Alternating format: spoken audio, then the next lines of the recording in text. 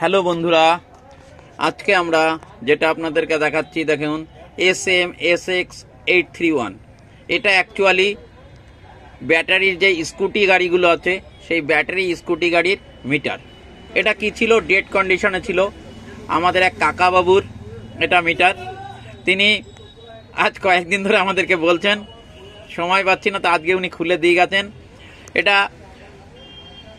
এখানে একটা দুটো আইসি আছে আর এর কন্ট্রোল আছে, আর এখানে দেখুন এইগুলো ওয়্যার আছে, বিভিন্ন কাজ হয় যেটা দিয়ে এটার মধ্যে চার্জিং দেখা যায়, চার্জিং হচ্ছে কিনা, এটাতে দেখা যায় স্পিড কত, সমস্ত কিছু এই মিটারের মধ্যে।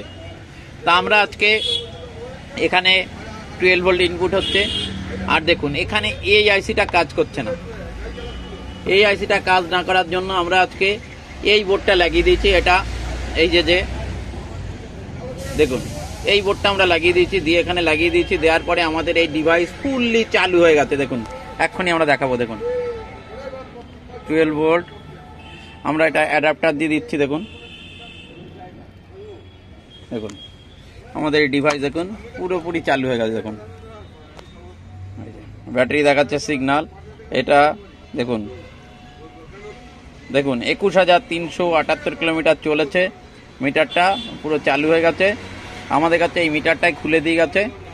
দেখুন এই যে কেবেল খুলে দিয়ে গেছে। আমরা এটা আজকে চালু করেছি, চালু হয়ে গেছে।